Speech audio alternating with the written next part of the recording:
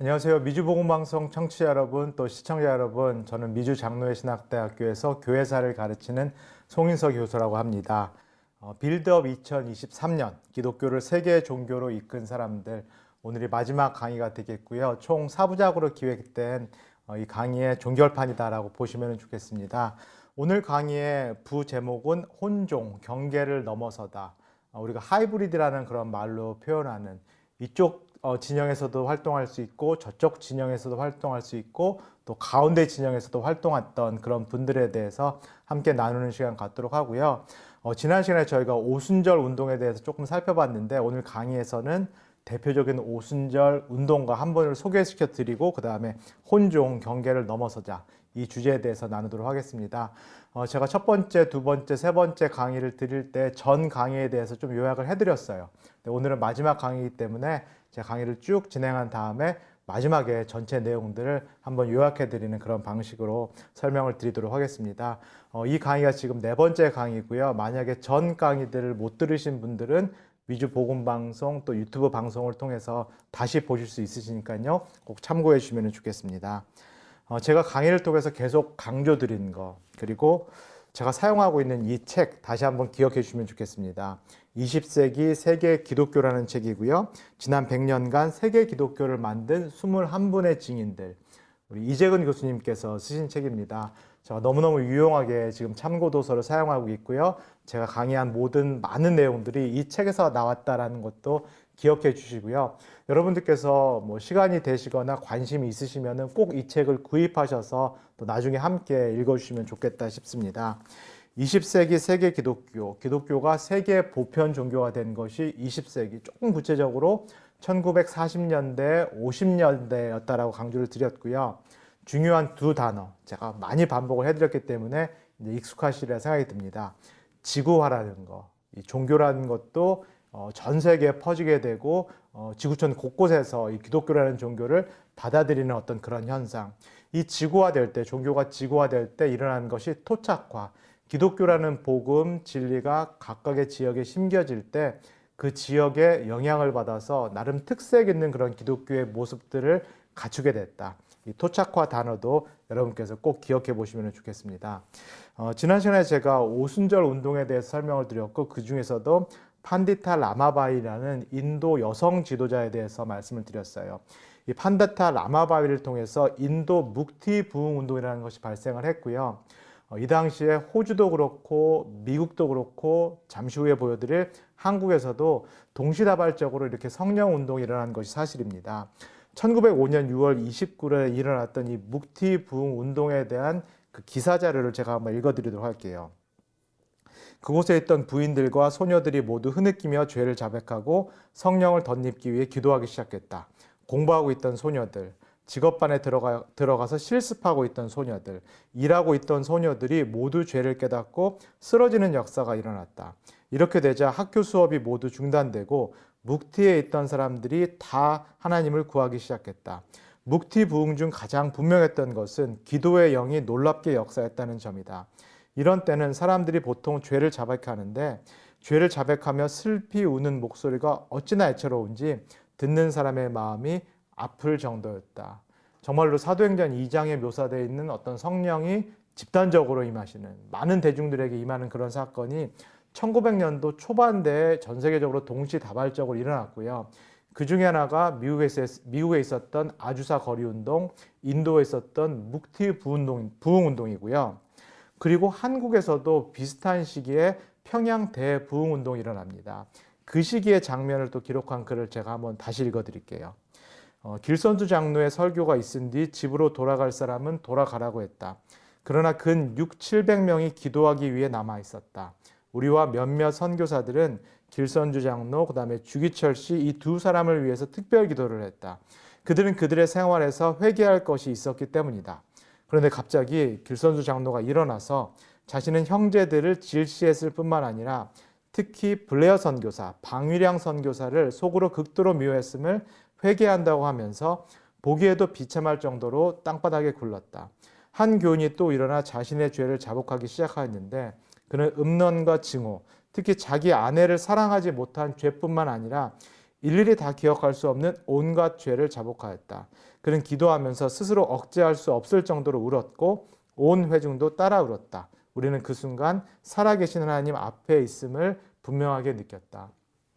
오순절 운동의 특징은 성령의 강한 임재 그리고 방언과 같은 어떤 체험 현상 그리고 무엇보다도 죄 고백, 회개가 집단적으로 일어나는 어떤 그런 특성을 가지고 있었다라고 보시면 좋겠습니다. 이렇게 1900년도 초에 일어났던 오순절 운동 또 성결 운동이 전 세계적으로 퍼지기 시작했고요.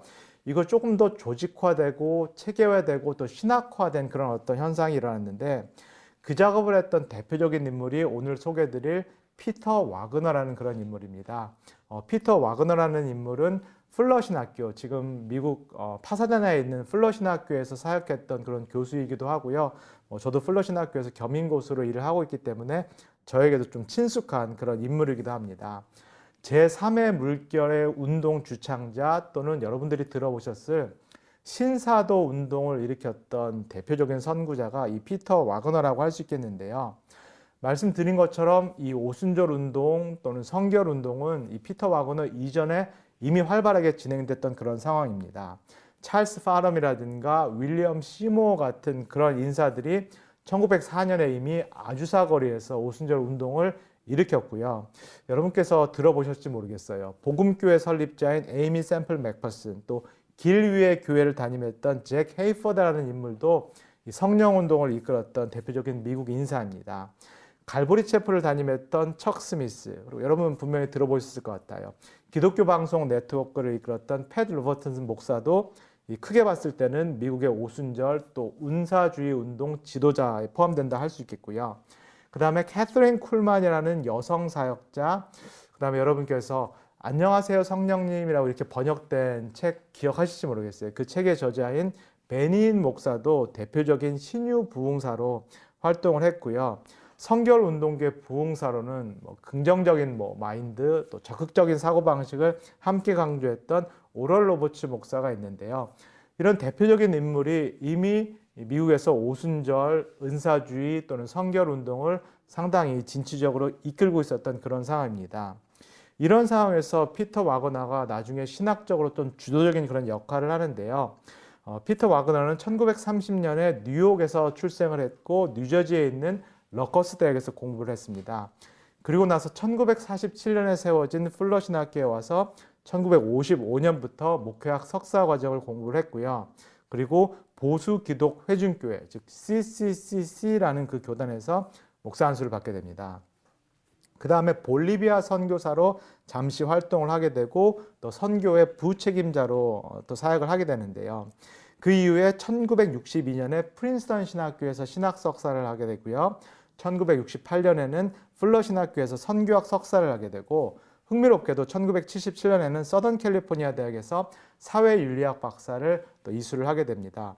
상당히 신학적으로 스펙트럼이 넓었다라고 보면 좋겠고요. 또 신학을 공부했을 뿐만 아니라 선교 현장에 있었던 선교자, 또 선교회를 이끌었던 또 행정가였다라고 보면 좋겠고요. 이 피터 와그너가 어떻게 보면 플러를 이끌었던 1970년대, 80년대 플러의 교회 성장학이라는 것을 이끌었던 대표적인 인물인데 피터 와그너가 도널드 맥게브런이라는 지금도 여러분 아마 기억하실 거예요. 플러의 대표적인 교수였는데요. 도널드 맥게브런 교수의 조교로서 일을 하면서 관계를 맺게 됩니다. 그리고 1971년부터 98년까지 플러 신학대학교에서 교수 사역을 하게 되고요. 찰스 플러 전도 및 교회 성장 연구소 부소장직을 또 맡게 됩니다. 도널드 맥게브런과 피터 와그너가 1970년대에 있었던 이 로잔 언약, 복음주의 선교 대회에 어떤 중요한 개념을 또 제시를 하게 되는데 그 개념이 미전도 종족이라는 그런 개념입니다. 지구상에서 아직까지 복음을 들어보지 못했던 예수 그리스도에 대해서 한 번도 들어보지 못했던 그 미전도 종족도 있다. 지금 교회가 힘써야 되는 것, 선교가 힘써야 되는 것은 이렇게 복음을 듣지 못한 사람들의 어떤 복음 전파 또는 개종에 있다라는 이 미전도 종족 개념을 상당히 부각시킨 인물이 피터 와그너 그리고 도널드 맥게브런이라고 할 수 있겠고요. 이 교회 성장학에 대해서 여러분들께서 아마 들어보신 그런 경험이 있으시리라 생각됩니다. 1970년대, 80년대 또 90년대까지 한국의 많은 목회자들이 파사드나에 있는 플러신학교에 유학을 왔고요. 그 당시에 유학을 왔을 때 당시 가장 활발하게 가르쳐졌던 그 과목이 영적 성장 또는 뭐 영적 체험 그리고 교회 성장인데요. 교회 성장이라는 것은 이전까지 어떤 전통적인 선교와 전도의 목표가 단순히 개종이 아니라 교회 성장에 있다라는 어떤 그런 목표로 수정을 하게 되고요. 교회 성장을 위해서 단순히 기도하고 성령이 역사하기를 이렇게 수동적으로 기다릴 것이 아니라 여러 가지 신학적인 원리를 사용해야 된다. 더 나아가서 사회과학적인 이론들 그리고 행동과학적 이론들을 사용해야 된다는 것을 주장하기 시작합니다. 그러면 어떻게 교회 성장이 이루어질 수 있는가? 여러 가지 사회과학 이론들을 사용하면서 결국은 동일한 집단, 동질 집단, 소그룹을 만드는 것이 교회 성장에 상당히 유용하다라는 그런 이론을 만들게 되는데요. 소위 말해서 어떤 끼리끼리의 그런 그룹을 만들어야 된다는 거죠. 동일 직업을 갖고 있는 사람들, 동일 연령대, 어떤 동일한 지역에 살고 있는 사람들 이렇게 그룹을 만들어야지만 그 그룹이 성장하고 그래서 덩달아서 교회가 성장한다라는 어떤 그런 이론을 상당히 신학적으로 이제 정립하기 시작을 합니다. 그래서 이렇게 교회 성장을 이룰 수 있는 평신도 훈련을 강조를 하게 되고요. 그다음에 교회 밖에 있었던 여러 가지 대학생 선교단체라든지 또는 기존 선교단체들과 교회가 연합을 해서 교회 성장을 함께 이루어야 된다는 그런 교회 성장학을 가르치게 되는데요. 이 피터 와그너의 이력을 보면 또 학문적인 여정을 보면 상당히 굴곡이 심했다라고 보여져요. 앞에서 본 것처럼 교회 성장학을 상당히 오랫동안 가르치고 이 성장학 분야에서 대가로 자리를 잡다가 1970년대, 80년대 시간이 지나면서 영성운동 또는 제3의 물결이라고 말하는 이 오순절 운동에 또 뛰어들기 시작합니다. 이 피터 와그너가 오순절 운동을 직접적으로 접하고 여기에 투신하게 된 것은 1984년 이후에 그 당시 빈야드 운동이라고 알려졌던 이 어떤 영적인 운동을 이끌었던 존 원버라는 인물과의 교류 때문인 것으로 알려지고요. 그래서 이적과 기사 또는 영적 전쟁이라는 그런 이름이 붙은 과목들을 플러신학교에서 강의하기 시작합니다. 이렇게 신학적으로 어떤 성령 운동 또는 성령의 어떤 이적 현상들을 연구하고 이걸 신학적으로 긍정하는 어떤 그런 일을 하면서 제3의 물결이라는 것을 일으키게 되는데요. 이 제3의 물결이라는 것은 어떤 특정 사람에게만 하나님이 선택한 특정 사람에게만 일어난다는 은사나 이적이나 기사나 또는 병고침이나 이런 것들이 모든 기독교인들이 경험할 수 있는, 조금 더 나아가서 모든 기독교인들이 이것들을 추구해야 된다라는 어떤 그런 은사 지속론을 강조하기 시작합니다. 은사라는 것이 신약성서 시대 이후에 끝났다라는 어떤 은사 중지론에 반대해서 이 피터 와그너와 같은 인물은 은사는 지금도 지속된다. 그리고 은사는 몇몇 사람들의 어떤 전유물이 아니라 모든 기독교인들이 누리도록 주시는 하나님의 어떤 선물이다라는 것을 강조를 하게 되고요. 그래서 세계 기도 센터를 세우고 1998년에 와그너 리더십 학교를 설립을 하게 되는데요. 복용적으로 신학화 작업 그리고 이런 어떤 영적인 운동 훈련 센터들을 만들기 시작합니다. 그래서 이것이 어떻게 보면은 전 세계적으로 퍼지게 된 대표적인 계기가 그가 1998년에 출판했던 신사도 교회들의 배우라 이 책 때문이었다라고 할 수 있겠고요. 여러분들께서 잘 아시겠지만 이 신사도 운동이라는 것은 오늘날도 상당히 많은 논란이 있는 그런 운동이죠. 어떤 교단에서는 이 운동을 이단으로 보는 것도 사실이고요. 또 어떤 교단에서는 이 운동을 적극적으로 받아들이기도 하는데요. 그 문제에 대해서는 제가 조금 이따가 좀 나누도록 하겠습니다. 피터 와그너라는 인물은 말씀드린 대로 교회 성장학에서 출발해서 오순절 운동, 은사주의로 넘어갔고 이적과 기사, 이 체험을 강조하는 어떤 그런 신학적인 작업을 통해서 신사도 개혁 운동의 주창자가 되는데 이렇게 학문적인 변화를 겪게 되는데 그가 쓴 책 그리고 이재근 교수님이 재인용하신 피터 와그너의 주장을 한번 제가 읽어드리도록 할게요. 여러 가지 면에서 2001년은 참 중요한 해였다. 그 중에서도 결코 적지 않은 의미를 갖는 일은 이 2001년이 제2의 사도시대의 시작을 알리는 해였다는 점이다. 이 운동을 가리켜 내가 붙인 이름은 신사도적 개혁이다. 내가 개혁이라는 단어를 쓰는 것은 이 운동의 전반적인 영향력이 개신교 종교개혁에 필적하기 때문이다. 어떻게 보면 상당히 몸이 건조해지고 있었던 기독교, 상당히 교리 중심적인 이성적인 어떤 기독교, 그리고 세속화되고 있었던 초자연주의를 이렇게 거부하는 그런 무신론적인 사회에서 기독교가 일으킬 수 있는 어떤 그런 개혁 운동은 오히려 초자연주의, 즉 성령을 직접적으로 경험하는 이 신사도 운동이다라는 그런 확신을 피터 와그너가 가졌던 것으로 보여지고요. 계속 한번 읽어볼게요. 또 사도적이라는 표현을 쓰는 것은 이 변화의 가장 급진적인 부분이 바로 오늘날 많은 교회에서 사도의 은사와 직임이 다시 인정되고 있기 때문이다. 은사가 중지된 것이 아니라 계속 지속된다는 주장이죠. 새롭다, 신이라는 표현을 쓰는 것은 사도적이라는 단어를 그 교단의 공식적인 명칭에 사용하고는 있지만 현재 새로운 교회의 특징이 아닌 전통적인 교회의 모습을 고수하는 많은 교단들과 현재의 이 운동을 구분하기 위해서이다.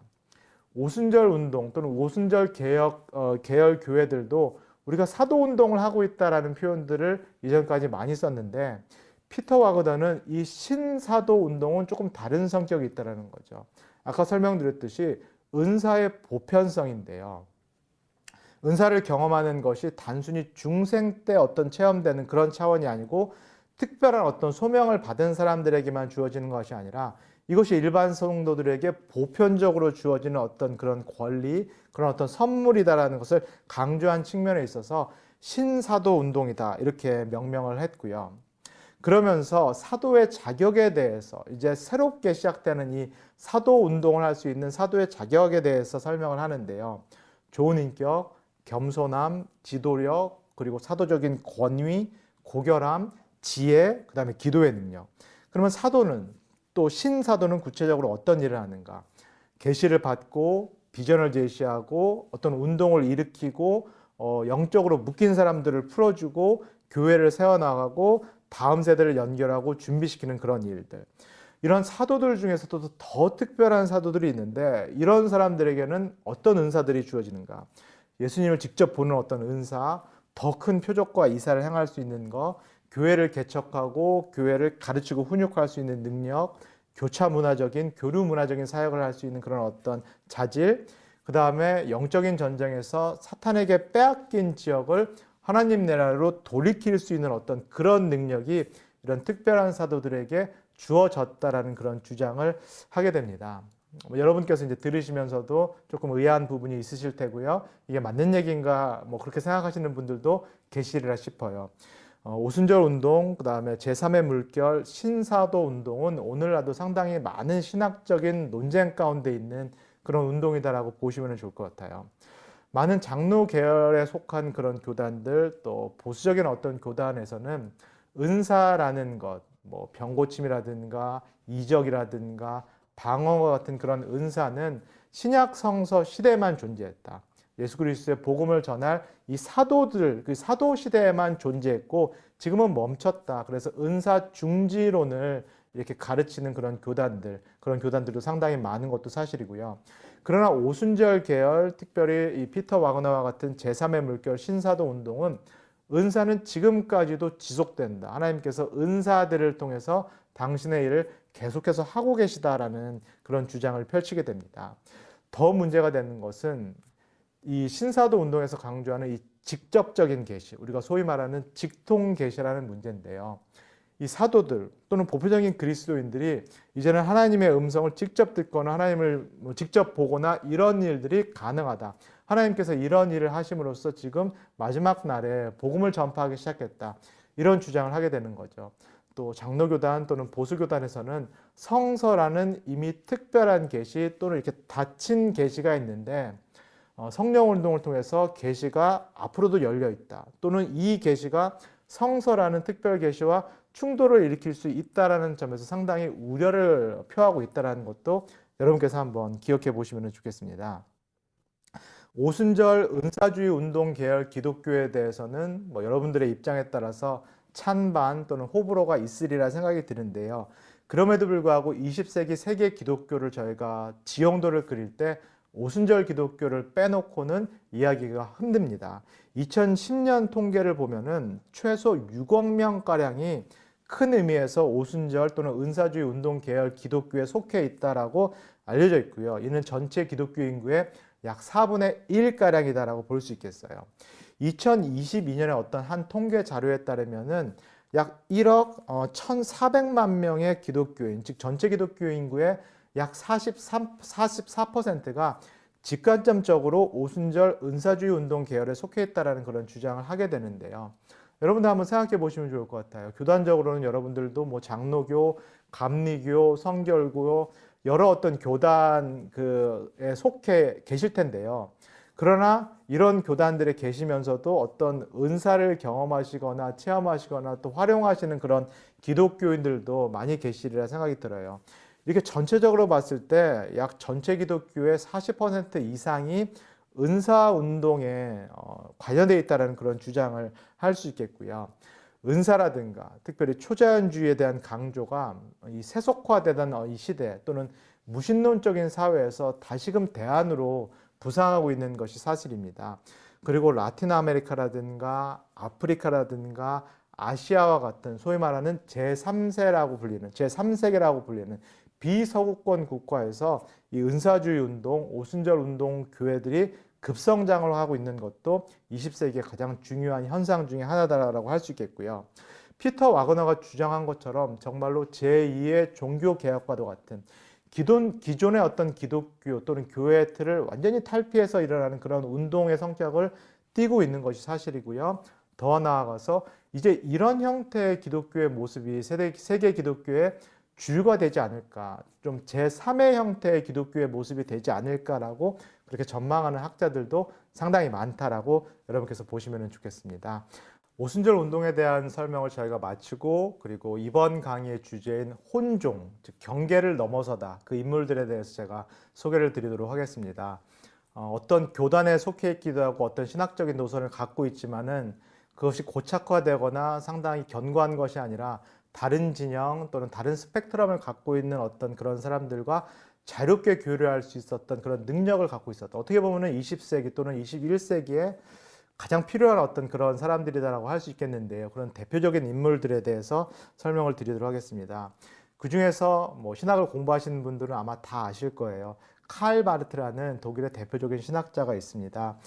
신정통주의 신학이라는 신학의 한 그 사조의 대부 또는 주창자라고 알려져 있고요. 저도 개인적으로 상당히 좋아하는 그런 신학자이기도 합니다.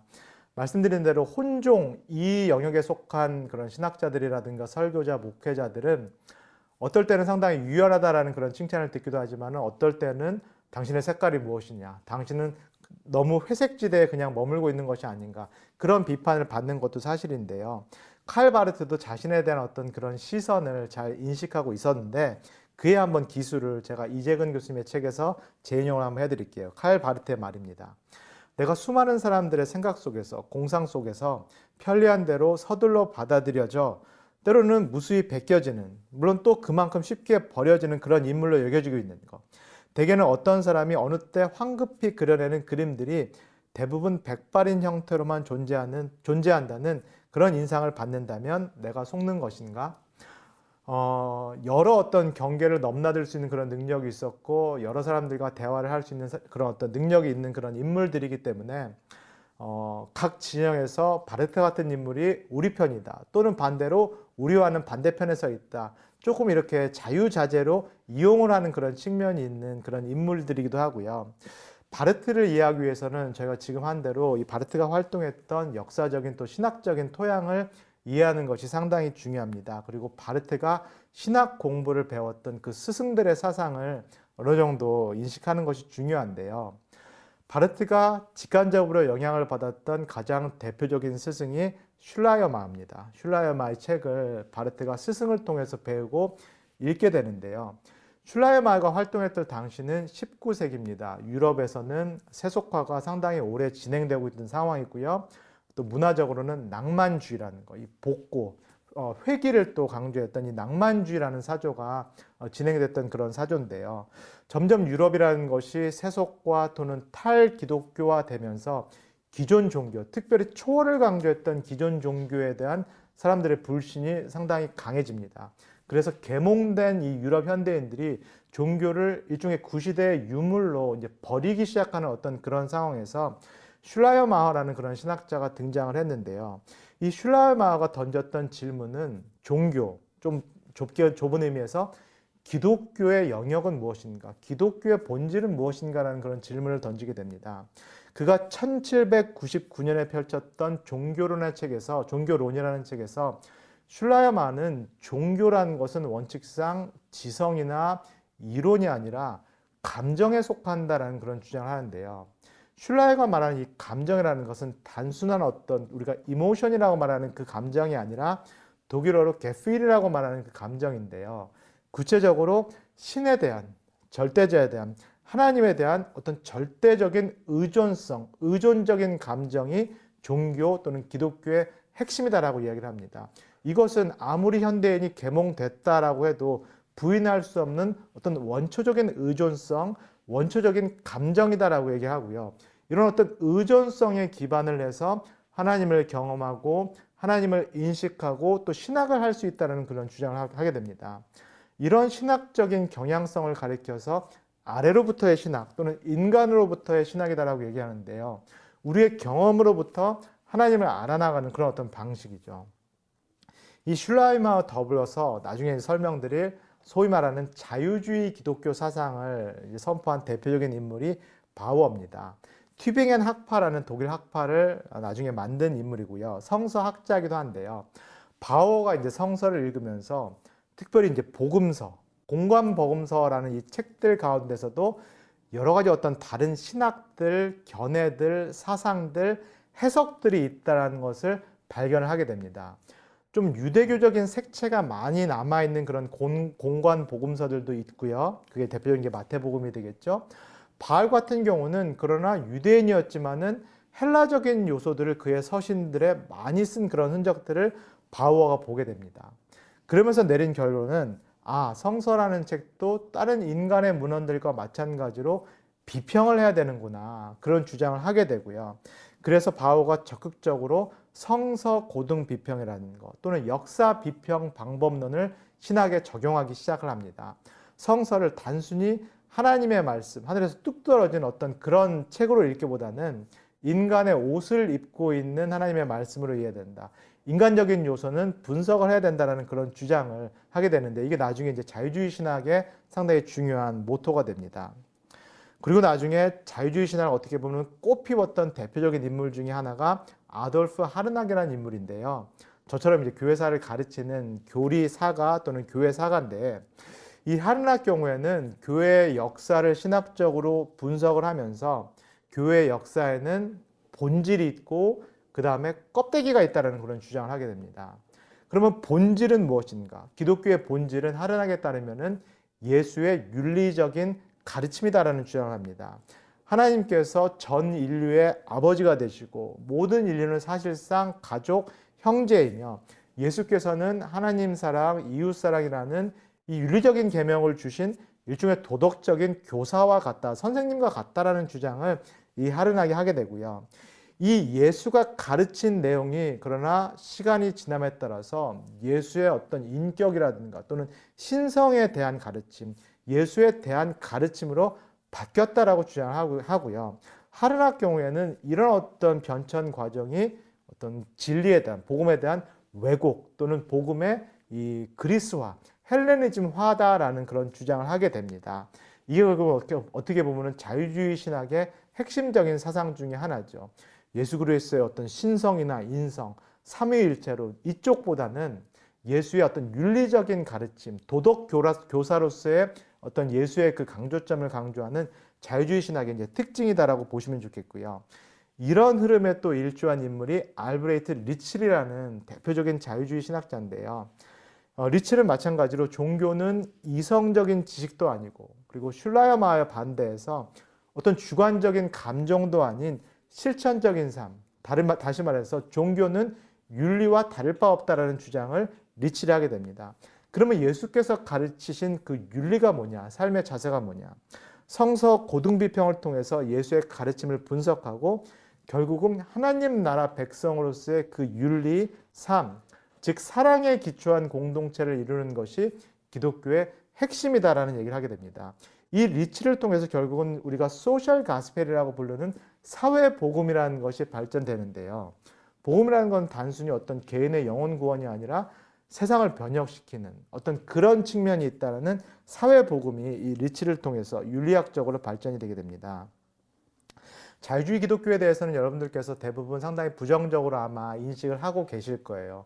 교회에서도 그렇고 신학교에서도 저희가 자유주의 기독교는 그냥 기본적으로 약간 악이다, 타락이다 이렇게 보는 경우도 상당히 많은데 자유주의 기독교가 그 시대에서 가지고 있었던 장점도 있었던 것도 사실입니다. 자유주의 기독교는 이 세속화되고 계몽된 현대사회에서 어떻게 기독교를 이성적으로 설명할 수 있을까? 더 이상 어떤 초제한적인 현상을 고지그대로 받아들이지 못하는 현대인들에게 어떻게 기독교를 합리적으로 설명할 수 있을까? 그런 어떤 변증적인 성격을 갖고 있었던 신학이 자유주의 기독교다라고 보시면 좋겠죠. 이성과 과학의 시대에 기독교를 상당히 이성적인 종교로 자리매김하고자 했던 그런 시도가 자유주의 기독교인데요. 문제점 그리고 약점은 결국은 기독교라는 이 종교를 한쪽 부분으로 너무 환원한 측면이 있는 거죠. 체험이라든가 감정이라든가 실천이라든가 윤리 이런 한쪽 측면으로 기독교라는 이 풍성한 종교를 제한시켜버리는 어떤 그런 한계가 있고요. 이 성서라는 책을 인간의 어떤 문헌과 동일하게 취급하면서 학자들이 성서를 분석하고 쪼갰으로써 성서의 의미를 완전히 파악하고 장악할 수 있다는 그런 맹신, 과신이 자유주의 기독교의 가장 큰 약점이다라고 할 수 있겠습니다. 그리고 세속화되고 다원주의되는 그런 어떤 사회에서 기독교를 이렇게 변증하고자 했던 그런 방법이 한편으로는 기독교의 독특성, 기독교만이 갖고 있는 그 특징을 약화시킨 어떤 그런 문제점을 갖고 있고요. 사회를 강조하다 보니까 이 사회를 구원하는 것을 강조하다 보니까는 교회의 역할, 교회에서만이 일어나는 죄 용서함을 받는 하나님을 직접적으로 경험하는 어떤 이 교회만이 갖고 있는 이 공동체성을 축소시킨 그런 약점을 자유주의 기독교가 갖고 있는데요. 지금 설명드리고 있는 카일 바르트는 그가 수학할 당시까지만 해도 스승들로부터 이 자유주의 기독교를 적극적으로 배웠습니다. 그가 공부할 당시에 이 독일 대학의 기독교는 자유주의 신학이었는데요. 그래서 이 자유주의 신학에 대해서 상당한 확신을 가지고 있었고 이 신학을 가지고 목회를 하기도 했는데요. 그가 자펜빌이라는 그 동네에서 10년간 목회를 하면서 깨달은 것은 스승들로부터 배운 이 자유주의 신학이 현실 목회에서는 특별히 평범한 성도들에게는 전혀 먹히지 않는다는 것을 몸소 깨닫게 되고요. 그리고 자유주의 신학 그리고 그의 스승들의 사상을 버리게 되는 결정적인 계기가 발생을 하는데요. 그게 바로 1914년에 일어났던 제1차 세계대전입니다. 독일도 참전했고 독일이 일으켰다라고 볼 수 있는 1914년 제1차 세계대전 당시에 독일 지성인 93명이 이 전쟁을 일으킨 황제를 지지하는 그런 성명을 내게 되는데요.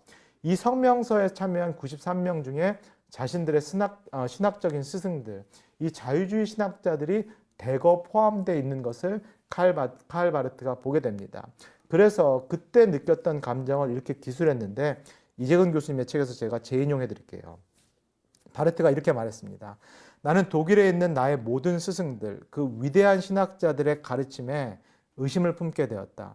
나는 그들이 전쟁 이데올로기 앞에서 실패했다고 느꼈으며 그 실패로 인해 그들은 그야말로 구제불능의 나락에 떨어져 버린 것처럼 보였다. 그리고 나의 스승들의 윤리적인 실패는 그들의 성서 주석학과 교의학의 전제도 올바른 상태가 아닐 수 있다는 그런 사실을 나에게 암시했다. 그래서 그때까지 철저하게 신뢰할 만한 것으로 여겼던 세계, 곧 성서 주석, 윤리, 교의학, 설교의 세계 전체, 나의 학문적 토대 전체가 뿌리채 흔들리기 시작했으며 당시 독일의 다른 신학자들이 주장했던 내용의 진실성도 덩달아 흔들리게 됐다. 자신에게 신학을 가르쳐줬던 이 자유주의 신학자들의 일종의 정치적인 변절, 타협을 보면서 그들이 가르쳤던 신학적인 내용들, 또는 자유주의 신학의 어떤 기본 토대에 대해서 바르트가 심각하게 의심을 하기 시작하고요. 결국 이런 일련의 과정을 거쳐서 신전통주의가 시작됐다라고 알려진 자유주의 신학자들의 놀이터에 폭탄을 던졌다라고 알려지는 이 칼 바르트의 로마서 강해가 1919년에 출판이 되게 됩니다. 로마서 강해의 가장 중요한 전제는 하나님은 하늘에 계시고 인간은 땅에 있다는 건데요. 이 얘기는 앞에서 설명드린 자유주의 신학의 전제와는 완전히 반대되는 신학 전제다라고 보시면 좋겠죠. 자유주의 신학자들은 이 슐라이어마에서부터 출발을 해서 인간의 감정, 인간의 체험, 인간의 이성 또는 인간의 윤리적인 판단을 통해서 하나님을 알아갈 수 있다. 또는 인간의 이성, 판단, 이 감정에 하나님을 제한할 수 있다라고 믿었던 어떤 인간 중심적인 상당히 자신감이 넘쳤던 그런 신학이다라고 할 수 있겠고요. 그러나 1914년에 전쟁을 경험하면서 그리고 자유주의 신학자들이 다 정치적인 신학적인 변절을 하는 것을 경험하면서 하나님은 하늘에 계시고 인간은 땅에 있다. 하나님과 인간 사이에는 전적인 차이가 있다는 것을 칼 바르트가 다시금 강조하게 되고요. 인간으로부터 아래로부터 올라가는 그런 어떤 신학적인 방법은 일종의 모래성을 쌓는 그런 참 어려운 그런 불가능한 일이라는 것을 칼 바르트가 강조를 하게 됩니다. 그래서 위로부터의 신학, 다시금 계시 중심의 신학을 성서 중심의 신학을 바르트가 주창을 하게 되는데요. 이 신학은 언제나 인간의 인간적인 시도일 뿐이다. 나의 신학적인 어떤 그 틀을 결코 절대화하거나 우상화할 수 없다는 것을 바르트가 강조를 하게 되고요. 신학의 주제는 결단코 나의 인간적인 감정이나 체험이나 나의 윤리가 될 수 없다는 거죠. 신학이 연구해야 될 주제에 교회가 관심 가져야 될 것은 언제나 하나님의 말씀, 즉 성서라는 것을 강조를 하게 됩니다. 신학이라는 것은 물론 사회를 위한 거지만 먼저 교회를 위한 학문이다라는 것. 사회와 소통하는 것도 너무너무 중요하지만 그럼에도 불구하고 계시의 유일성, 계시의 독특성을 절대로 희생시킬 수 없다라는 것을 바르트가 강조했다라고 볼 수 있겠고요. 바르트는 말씀이 이렇게 세 가지 측면에서 살펴볼 수 있겠다. 하나님의 말씀은 세 가지 측면, 틀이 있다라고 얘기를 하는데 예수 그리스도라는 하나님의 말씀, 그리고 예수 그리스도에 대해 기록된 이 성서라는 말씀, 그리고 예수 그리스도에 대해서 선포되는 설교라는 말씀, 이렇게 삼중적인 하나님의 말씀이 있다라는 말씀 중심의 신학을 바르트가 다시 강조를 하게 됩니다. 이렇게 계시 중심, 하나님 중심, 위로부터의 신학, 하나님과 인간 사이의 전적인 차이를 강조하는 이런 신학적인 흐름을 가리켜서 신정통주의라고 하는데요. 왜 그러냐면은 이 루터, 칼빈이 일으켰던 종교개혁의 그 사상, 개신교 전통주의 사상을 다시 새롭게 발견했다는 의미에서 바르트의 신학을 우리가 신정통주의 신학이다 이렇게 일컫습니다. 바르트는 또 바르멘 선언의 어떤 주창자로 알려져 있는데 1934년에 히틀러가 유대인들을 잔혹하게 학살하기 시작하고 이 인종차별, 이 유대인들을 학살하는 그 정책에 이 독일 지성인들이 제동을 거는 것이 아니라 오히려 찬성을 하는 이 히틀러를 지지하는 그런 성명들을 많이 발표를 했고요. 자유주의 신학에 속해 있었던 많은 기독교 지도자들, 심지어는 독일 교회도 이 히틀러를 지지하는 그런 성명을 발표를 했습니다. 그러나 바르트와 같은 이 고백교회에 속했던 인물들이 히틀러의 만행에 대해서 완전히 반대하는 성명서를 1934년 독일 개신교회 제1차 고백교회 총회에서 발표를 하는데 바르멘이라는 지역에서 발표를 했기 때문에 바르멘 선언이라고 알려져 있습니다. 이 바르멘 선언의 기초를 닦았던 이 바르트가 했던 그 얘기를 선언 1조를 통해서 한번 읽어보도록 할게요. 제1조에 이렇게 나와 있는데요. 성서에서 증언하고 있는 예수 그리스도는 우리가 들어야 할 단 하나의 하나님 말씀이다. 우리는 이 예수 그리스도를 살 때나 죽을 때나 신뢰하고 순종해야 한다. 이 한 분 하나님의 말씀 외에 다른 사건이나 다른 능력이나 형상이나 진리를 설교의 자료로 사용하여 하나님의 계시가 있는 것처럼 전하는 그릇된 교서를 우리는 배격한다. 절대로 나의 경험이나 나의 체험이나 나의 이성이나 나의 윤리적인 판단이 하나님의 말씀처럼 둔갑되면 안 된다는 거죠. 그렇게 둔갑될 때 반드시 자신의 욕망을 이루는 어떤 신학적인 정당화 또는 우상 숭배 작업이 일어날 수밖에 없다. 이 독일 교회가 히틀러의 만행을 지지하는 것도 어떻게 보면은 이 자기 우상 숭배적이다라는 그 지적을 하는 거고요. 결국은 그렇기 때문에 성서가 증언하는 예수 그리스도 유일한 계시 사건에 집중해야 된다는 주장을 바르트가 했습니다. 그 다음에 제3조의 교회에 대한 언급을 하는데 한번 읽어볼게요. 그리스도의 교회는 형제들의 모임이며 이 교회 안에는 예수 그리스도께서 성령을 통해 말씀과 성례전을 방편으로 현재 주님으로서 역사하고 계신다. 이 그리스도의 교회는 은총을 입은 죄인들의 교회로서 죄 많은 세상 한복판에서 그 자신의 신앙과 순종과 복음과 질서를 통해 그리스도의 소유는 이 교회뿐이고 이 교회만이 그리스도의 나타나심을 기다리며 그의 위로와 지도를 받으면서 살고 또 살기를 구하고 있다는 것을 증거해야만 한다. 우리는 교회만이 가지고 있는 질서의 모습들을 교회가 제 마음대로 작정한 것이나 현재 유행되고 있는 세상 이념이나 정치적 신념으로 바꿀 수 있다고 가르치는 그릇된 교서를 배격한다. 여전히 구원을 기다리고 있는 예수께서 다시 오시기 전까지 여전히 구원과 회복이 필요한 이 죄 많은 세상에서 교회는 하나님 나라 공동체 또는 대한 공동체의 그 사명을 지켜야 된다는 거죠. 어떤 세상적인 이데올로기나 정치적인 이데올로기에 휘둘려서는 안 되고 예수 그리스도를 주인으로 삼고 이 세상에 정말로 하나님 나라 공동체의 증언자의 삶 또는 빛과 소금의 그 역할을 감당해야 된다는 그 주장을 칼 바르트가 이 제3조 바르멘 선언을 통해서 했다라고 이제 보시면 좋겠죠. 바르트도 마찬가지로 이 변종 그룹, 이 하이브리드 그룹에 속하는 그런 인물이기 때문에 호불호가 갈리는 인물입니다. 자유주의 신학 그룹에서는 바르트를 가리켜서 보수주의자 또는 근본주의자라고 그렇게 비판하는 경우도 있고요. 반대로 보수주의 진영, 근본주의 진영을 통해서는 바르트가 너무 자유주의적인 그런 성격이 있다라는 성서를 똑같이 비판하는 것이 아니냐 그런 어떤 오해를 받고 있는 것도 사실이죠. 그러나 바르트가 이 바르멘 선언을 통해서 확고하게 세운 이 하나님과 인간 사이의 차이 그리고 교회의 역할에 대해서 여러분들께서 한번 깊이 생각해 보시면 좋을 것 같고요. 그 다음에 제가 또 소개해 드릴 수 있는 이 변종, 하이브리드 진영에 속하는 대표적인 인물이 레슬리 뉴비긴입니다. 레슬리 뉴비긴은 여러분께서 아마 들어보셨거나 읽어보셨을지 모르겠어요. 다원주의 사회에서의 복음, 이 IBF 출판사에서 출판된 한국에서도 상당히 많이 팔린 많은 독자층을 거느리고 있는 그런 책이고 저자이기도 한데요. 레슬리 뉴비긴은 지금 제가 설명드린 많은 인물들과 마찬가지로 다중사역 또는 다중소명을 감당한 그런 인사다라고 보시면 좋겠어요. 학생 선교단체 간사로 활동했고 오랜 기간 동안에 인도 선교사로 활동했고 그 인도에서 남인도 교회를 세워서 주교 역할을 했고요. 이 세계교회협의회에서 조직 또 임원 역할을 맡았고 개혁교회 목사, 총회장 사역, 행정가 일도 했고요. 신학교 교수로 사역을 했고 또 저술가, 탐험가, 연설가 상당히 많은 사역들, 많은 소명들을 감당했던 그런 인물이기도 하고요.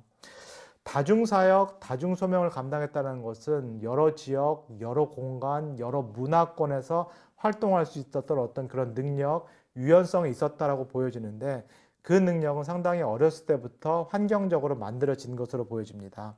1909년에 잉글랜드에서 태어났고 28년에 캠브리지 대학 퀸스 칼리지에 입학을 하게 되고요.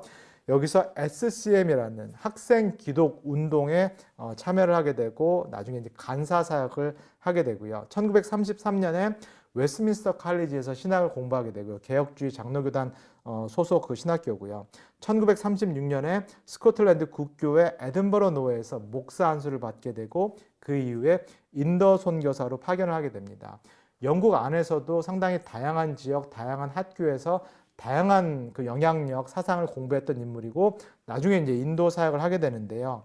이 레슬리 뉴비긴의 사역 또는 그 생애를 크게 세 부분으로 나눠서 한번 이해를 해보면 좋겠습니다. 먼저 1933년에서 1936년까지 웨스트민스터 칼리지에서 신학 교육을 받을 때 어떤 사상적인 변화가 있었던 것으로 보여져요. 이 기간 동안에 특별히 로마서를 깊이 읽으면서 예수 그리스도의 속죄의 중심성, 예수 그리스도께서 십자가에서 행하신 일이 모든 인류를 위한 대속 사건, 그리고 이것은 유일무이한 단 한 번의 사건이라는 그런 확신을 갖게 됩니다. 상당히 복음주의적인 그런 확신을 갖게 됐다라고 보여지고요. 그리고 웨스트민스터 칼리지 같이 이렇게 장로교단에 속한 대부분의 학교들이 학문을 강조하는, 이 지적인 어떤 능력을 강조하는 것이 사실인데, 이 교육기간 동안에 학문만 가지고 신학자, 목회자가 만드는 것이 아니다라는 확신을 갖고 경건 생활의 중요성을 몸소 체득하게 됩니다. 그리고 그가 이 제세례파, 그 중에서도 퀘이커 교를 통해서 그 전까지만 해도 조금 낭만주의적인 평화주의, 어떤 상황에서도 전쟁은 허용되지 않는다, 어떤 상황에서도 폭력은 허용되지 않는다라는 그런 평화주의 사상을 갖고 있었는데요. 이 웨스트민스터 칼리지 신학 교육 기간 동안에 이게 조금 더 실제적이고 현실적인, 어떤 상황에서는 방어전적인 성격에서는 전쟁이 가능하다, 현실적인 그런 저항이 기독교적으로 용인된다라는 방식으로 신학적인 변화를 갖게 됩니다. 상당히 유연한 태도를 이제 갖기 시작했다라고 보시면 좋겠죠. 신학 교육을 마치고 목사 안수를 받게 되고 그 다음에 인도 선교를 가게 되는데요. 인도 선교도 크게 제1기, 2기로 나눠질 수 있겠는데 한 27년, 7, 8년의 이 사역 동안 여러 가지 굵직굵직한 업적을 인도 선교에 남기게 됩니다. 대표적으로 두 가지 업적이 있었다라고 볼 수 있겠고요. 첫 번째는 인도 교회에서 선교사와 인도인 사람들, 이 피선교민들 사이에 캐캐묵은 그 관계를 개선하는데 결정적인 영향을 하게 됩니다. 이 지금 선교지에서 벌어지고 있었던 그런 문제는 신학적인 문제이기도 하고요. 그러나 영국이 인도를 식민지했던 그 역사 때문에 발생한 그런 상황이다라고 볼 수 있겠죠. 마찬가지로 선교사들도 영국인이었기 때문에 이 인도인들, 자신들이 선교를 하는 이 대상을 어떻게 보면 조금 얕잡아 보는, 낮게 보는 어떤 그런 기본적인 백인 우월주의를 갖고 있었던 것도 사실이고요. 소위 말하는 가부장적인 온정주의, 우리는 선교사, 너희는 우리에게 배우는 사람, 이런 식으로 항상 피선교인들, 인도인들을 아이 취급했던, 영적인 어떤 자녀 취급했던 것이 이 영국 선교사들의 기본적인 태도였는데, 이것에 대해서 문제점을 지적하고 우리가 하나가 돼야 된다, 이 신앙 안에서 동료가 돼야 된다는 거, 이 관계를 회복하고 인도인들에게 많은 권한을 이양하는 그 작업을 레슬리 뉴비긴이 하게 됩니다. 그 다음에 1947년에 인도에 있었던 여러 교단들, 교파들의 차이를 극복하고 통합하는 남인도 교회, 남인도 교단이라는 것을 이 레슬리 뉴비긴이 설립을 하게 되는데요. 그때까지 성공회, 감리교회, 장로교, 그 다음에 회중교회 같은 이 큰 교단들이 인도에서 어떻게 보면은 영국에서 이렇게 이식이 된 거죠. 이렇게 이식된 채 활동을 하고 있었는데, 이 레슬리 뉴비긴이 이런 교단들을 함께 모아서 우리가 몇 가지 일들에 대해서 일치를 한다면은, 몇 가지 조항들에 대해서 합의를 한다면은 하나의 큰 어떤 우산과도 같은 그런 교단을 만들 수 있지 않을까, 이런 제안을 통해서 결국은 남인도 교회라는 하나의 인도 교회가 세우게 됩니다. 66권의 성경을 하나님의 말씀을 수용을 하고 사도신경과 니케아 신경을 공통으로 받아들일 수 있는 신조로 정하고, 그 다음에 세례와 성만찬을 통해서 하나님의 은혜가 들어온다, 이게 이제 은혜의 수단이라는 것을 서로 인정하고, 그 다음에 성공회가 갖고 있었던 주교직을 받아들임으로써 이렇게 4개의 교단이 다 공통적으로 수용할 수 있는 그런 교리들, 그 다음에 예배, 정치 체제를 만들므로써 1947년에 하나의 인도교회, 남인도교회라는 것을 레슬리 뉴비긴이 설립을 하게 되고요. 그 다음에 세계교회협의회와 같은 이 기독교 연합단체 임원으로 활동을 하고 신학교 교수로 활동을 하면서도 여러 가지 다양한 일들을 하게 되는데, 레슬리 뉴비긴이 이런 활동을 할 때 유럽, 이 1960년대 유럽은 세속화가 진행되고 있었던 그런 상황, 무신론이 퍼져나가고 있었던 어떤 그런 상황, 그리고 선교적인 어떤 측면에서도 변화가 있었는데요. 개인의 어떤 영혼을 구원하는 어떤 개종에 집중하는 선교보다는 사회 전체를 구원하고자 하는, 소위 말하는 미시오 데이, 하나님의 선교라는 개념이 새롭게 등장하는 그런 시대였습니다. 사회 전체를 구원해야 된다는 사회복음, 그 다음에 기독교가 조금 더 그 전통적인 틀을 버리고 시민 종교 어떤 형태를 띄어댄다는 거, 그 다음에 종교다원주의에서 여러 다른 종교들과 대화, 또는 더 나아가서 다른 종교를 인정해야 된다는 어떤 그런 흐름이 1960년대, 70년대에 있었는데요. 이런 상황에서 기독교 연합단체 임원 활동을 했던 레슬리 뉴비기는 전통적인 그런 어떤 스탠스를 취하게 됩니다. 1968년에 열렸던 세계교회협의회 웁살라 총회에서 구원이라는 것을 확장해서 이해하는 이 하나님의 선교라는 개념, 그 다음에 사회복음을 받아들임으로써 구원이라는 것은 인간이 정말로 인간답게 사는 것을 돕는 것이다. 구원이라는 것은 다름 아니라 인간화에 있다는 그런 주장을 하게 되는데, 이 레슬리 뉴비긴은 이 신학적인 입장에 대해서 반대를 하게 됩니다. 왜냐하면 레슬리 뉴비긴이 이해하기로는 이 구원 또는 기독교의 핵심은 인간이 인간답게 사는 것 이전에 하나님과 화해하는 것, 그리고 하나님과 화해는 반드시 예수 그리스도의 유일회적인 십자가의 대속 사건 때문에 가능하다라는 것, 이 핵심을 절대로 희생시키면 안 된다라는 주장을 뉴비긴이 하게 되는 거죠.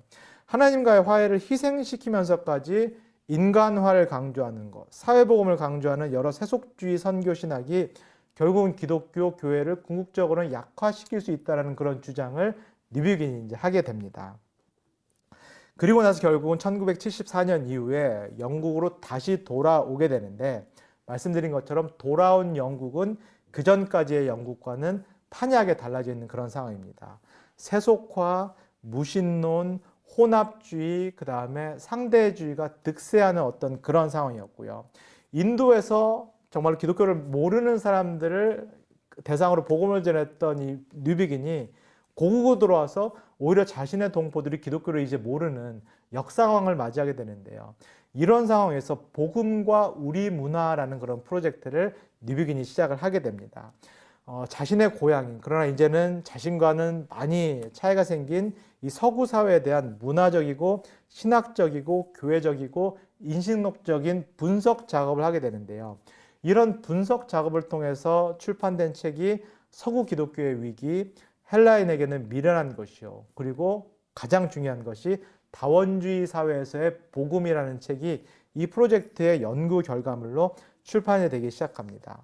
어떤 작업을 했냐면은, 먼저 문화적으로 서구 사회가 과학과 이성이 객관적인, 정말로 신뢰할 만한 어떤 그런 토대다라는 일종의 신화를 갖고 있었는데, 이게 정말로 맞는 것인가? 여기에 물음표를 던지기 시작했고요. 그 다음에 신학적으로도 서구 기독교인들이 이제는 이 종교라는 것, 기독교라는 것을 사적인 어떤 영역에 이렇게 가두고 있는 거. 이건 내가 사적으로 그냥 개인적으로 내 내면의 평안을 위해서 하는 것이다. 이런 생각을 많이 갖고 있었는데, 이게 기독교의 본질과 같는가? 여기에도 의문부호를 던지게 됐고요. 교회적으로도 이 교회 또는 기독교라는 것이 이 유럽에 존재하는 여러 다른 제도적인 어떤 종교들 중에 하나이다라는 생각을 많은 유럽인들이 이제 갖기 시작한 거죠. 여기에도 물음표를 다시 던지기 시작했고, 또 인식론적으로도 인간 그리고 이성이 온 세상의 중심이고 우리 인간들만으로도 세상의 모든 문제를 해결할 수 있다는 인본주의가 서구 문화의 가장 기본으로 자리를 잡게 됐는데, 여기에다가 또 물음표를 던진 것이 레슬리 뉴비긴의 이 우리 문화 프로젝트, 복음과 우리 문화 프로젝트라는 거죠. 이러한 어떤 완전히 바뀐 문화 속에서 기독교의 진리성, 기독교의 유일성, 기독교의 독특성을 강조해야 된다는 것. 기독교라는 것이 주관적인 어떤 종교가 아니라는 것, 사적인 종교가 아니라는 것, 기독교가 여러 종교들 중에 그저 하나가 아니라는 것, 그리고 인간 이성이 아니라 하나님이 온 세상의 중심이다라는 것을 이 변화된 사회에서 변증하고자 했던 것이 레슬리 뉴비긴의 주요 업적이었다라고 보시면 좋겠습니다. 마지막으로 제가 소개드릴 인물이 C.S. 루이스라는 인물이고요. 이 C.S. 루이스는 순전한 기독교라는 책으로 여러분들께 잘 알려져 있는 그런 인물입니다. C.S. 루이스는 때때로 어정쩡한 아일랜드인이다라고도 일컬어지는데, 여러분께서 그 이력을 한번 생각해 보시면 좋을 것 같아요. 아일랜드에서, 이 카톨릭 교회가 득세했던 아일랜드에서 출생을 했지만은 잉글랜드, 웨일스, 스코틀랜드에서 이렇게 활발하게 펼쳐졌던 개신교 영향을 상당히 많이 받은 인물이기도 하고요. 아일랜드의 상류층 문화 가정에서 자랐지만 동시에 잉글랜드, 즉 영국 국교회, 성공회의 종교적인 전통도 받았던, 말 그대로 혼종 어떤 그런 배경을 갖고 있었다라고 보시면 좋겠습니다. 어정쩡한 아일랜드인, 그 다음에 그의 회심도 상당히 합리적이고 지적이고 점진적인 회심을 이루었던 것으로 보여지고요. 그래서 주저하는 변화다라고 이루어지는데 여러 가지 영향을 통해서 점진적으로 그리스도께 돌아오게 됩니다. 옥스퍼드 대학교에서 공부를 하고 옥스퍼드 대학교에서 철학을 가르치던 그런 교수였고요. 우리가 반지의 제왕 그 책의 저자로 알려져 있던 J.R. 털킨의 그 영향을 상당히 많이 받은 것으로 보여지고요. 조지 맥도날드라는 목사이자 동시에 동화 작가의 영향을 받은, 그래서 철학, 문학, 그다음에 예술, 종교를 다 섭렵하고 이 모든 어떤 영역들로부터 영향을 받은 것이 C.S. 루이스입니다. 이런 과정을 거쳐서 개인적으로도 무신론자였다가 내가 신이 있는지 없는지 모르겠다는 불가지론자가 됐다가 반드시 어떤 창조주는 있어야 된다는 합리적인 유신론자가 됐다가 최종적으로 1932년에 기독교 신앙으로 회심한 인물이 C.S. 루이스가 되고요. 그가 회심했던 그 내용을 기술한 내용이 있는데 제가 한번 읽어드릴게요.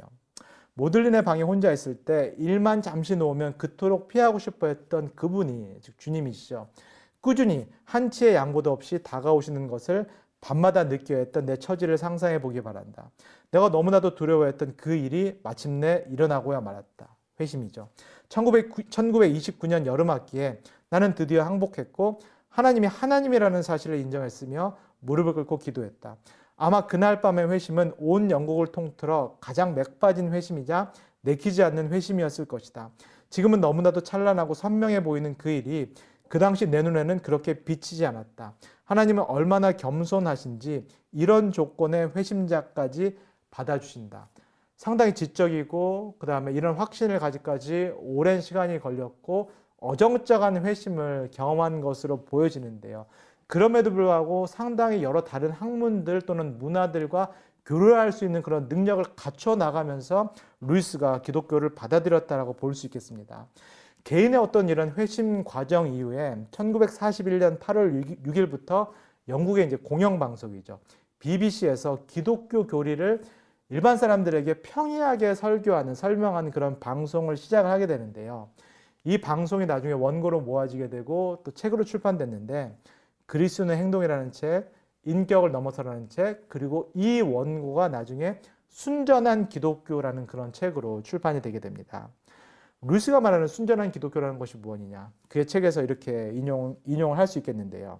순전한 기독교는 여러 방으로 통하는 문들이 있는 현관 마루에 더 가깝습니다. 누군가를 이 마루로 인도할 수 있다면 제 할 일은 다 한 것입니다. 그러나 불과 의자와 음식이 마련되어 있는 곳은 방안이지 현관 마루가 아닙니다. 현관 마루는 기다리는 장소이자 여러 문을 열어볼 수 있는 장소일 뿐 계속 머물러 살 곳이 못 됩니다. 루이스가 말하는 순전한 기독교는 다른 말로 하면 보편적인 기독교라고 할 수 있을 것 같아요. 여러 교단들, 교파들이 다 각각의 특징이 있고 교리적인 차이가 있지만 이런 것들을 다 통합할 수 있는, 이런 방들을 다 통합할 수 있는 일종의 현관, 마루 같은 것이 있다는 거죠. 그것이 바로 순전하고 보편적인 기독교인데요. 그러나 기독교인으로서 이 땅에 살 때 늘 이 현관 마루에만 살 수 있는 건 아니라는 거죠. 우리는 장로교인으로서 특성, 감리교인으로 특성, 여러 가지 성공의 교인으로서의 특성, 이 특성 각자의 방에 들어가 있는 것도 사실인데 그럼에도 불구하고 이 모든 기독교들이, 교회들이, 교파들이 현관 마루에서 충분히 이 혼종을 이룰 수 있다는 것, 하이브리드를 이룰 수 있다는 것을 강조한 것이 C.S. 루이스의 핵심 사상이다. 이렇게 이제 보시면 좋겠습니다. 제가 오늘 강의까지 이렇게 많은 인물들을 소개를 드렸고요. 제가 이렇게 참조하고 있는 이재건 교수님의 책은 총 21명의 기독교 증인들, 세계 기독교를 만든 기독교 증인들을 다루고 있는데 저는 총 한 13분 정도의 기독교 위인들 이렇게 추려서 좀 설명을 드려봤어요. 여러분들께서 강의 1부, 2부, 3부 그리고 오늘 4부까지 좀 계속 들어보시면은 제가 함께 나눈 그 인물들에 대해서 보다 자세히 아실 수 있겠다 싶고요. 끝으로 강조드리는 것은 20세기 세계 기독교. 기독교라는 것은 20세기에 이르러서 세계의 보편적인 그 종교가 됐고요. 지구화 과정, 토착화 과정을 거쳤다. 이 부분을 한번 기억해 놓으시면 좋겠고요. 20세기에 거쳐갔던 여러 사건들도 한번 떠올려 보시면 좋을 것 같아요. 세계대전이 있었고요. 나치의 대학살이 있었고 국수주의, 민족주의 또는 탈식민지와 그 당시 소련과 미국의 이데올로기 전쟁, 냉전, 지구와 그다음에 신자유주의가 온 세계를 이제 퍼지는 그런 상황들. 이런 상황에서 20세기의 세계 기독교도 다양한 모습으로 변화를 했는데 몇 가지 키워드들이 다음과 같을 수 있을 것 같아요. 이제 더 이상 기독교는 서구 유럽 백인 중심이 아니죠. 다중심적인 그런 종교로 성장을 했고요. 다문화적이고 다인종적이고 다민족적인 성격이 기독교의 특징이다라고 할 수 있겠습니다. 그러면은 20세기에 이렇게 변모한 세계, 그다음에 기독교, 그다음에 21세기를 살아가는 우리에게 필요한 그런 기본적인 자세가 무엇일까? 무엇보다도 제가 강조해드린 대로 진리에 대한 분명한 확신이 있어야 될 것 같아요. 복음주의가 강조한 것처럼 기독교 또는 예수 그리스도의 유일성, 독특성에 대한 분명한 확신이 반드시 서야 되리라 싶고요. 그러나 이와 동시에 관용, 열린 자세와 유연성, 다른 어떤 사조들과 또는 다른 문화들, 다른 인종들과 열린 자세로 소통할 수 있는 그런 유연성도 21세기 기독교인들에게는 절실하게 요구된다 싶고요. 그 다음에 더 이상 기독교라든가 또 교회가 나의 신앙이 사적인 영역에 머물지 않는 것. 복음주의의 가장 중요한 특징인 행동주의를 기억해 보시면 좋겠고요. 그래서 공공성이 20세기, 21세기의 기독교의 화두다라고 여러분께서 기억해 보시면 좋겠습니다.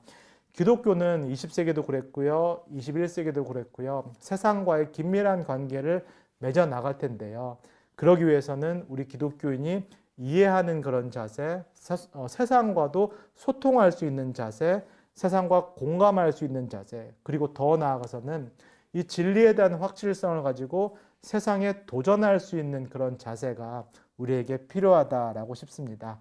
이렇게 제가 강의를 마무리하면 될 것 같고요. 총 4회에 걸쳐서 20세기 세계 기독교 이 나눔을 했는데요. 아무쪼록 여러분들께도 이 세계 기독교의 지형도를 그려보시는데 좀 유익한 시간이 되셨기를 소망합니다. 강의 들어주셔서 감사합니다. 안녕히 계십시오.